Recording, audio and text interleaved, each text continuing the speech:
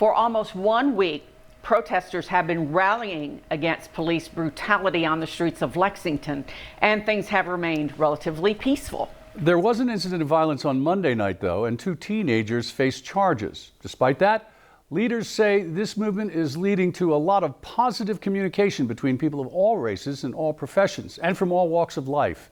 LEX 18's Eleanor Buckley has the big story at 6. When you're being yelled at the entire time for almost 6 or 7 hours, it puts a toll on your body, not mentally and physically. And although the long nights may wear on Lexington's police force, Sergeant Donnell Gordon says he understands the protesters' anger. He's upset too. The best part is that when it all dies down, when people actually stop the screaming, stop the yelling, and we get that moment to where we can actually communicate, we lift our shields up, lift our face mask up, and we begin talking. That's when you finally see something special. That's when you see the progress of moving forward. But the progress gets drowned out when protests turn violent, says Gordon. That's what happened on Monday night.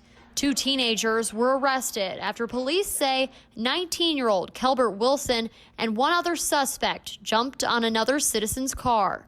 5 people were inside that car, including 3 children. This video given to us by the police shows the suspects involved. Police say they broke a window of the vehicle by repeatedly striking it with a skateboard. The driver of the vehicle now has a swollen eye, and her husband has a concussion.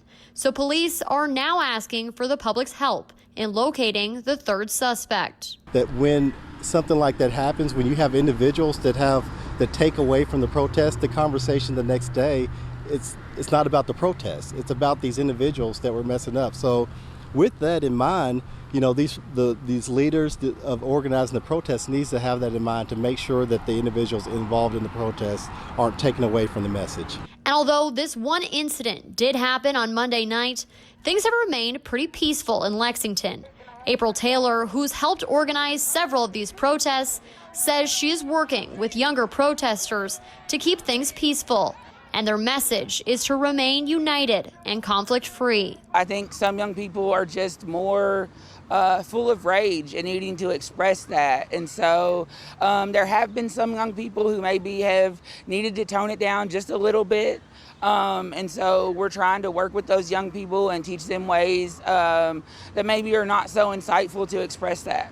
And when the walls come down, moments like this can happen, where 2 women, a protester, and a police officer embrace. You want a hug? Yes. I want a hug. Yes. That's what we need more of. In Lexington, Eleanor Buckley, LEX 18 News.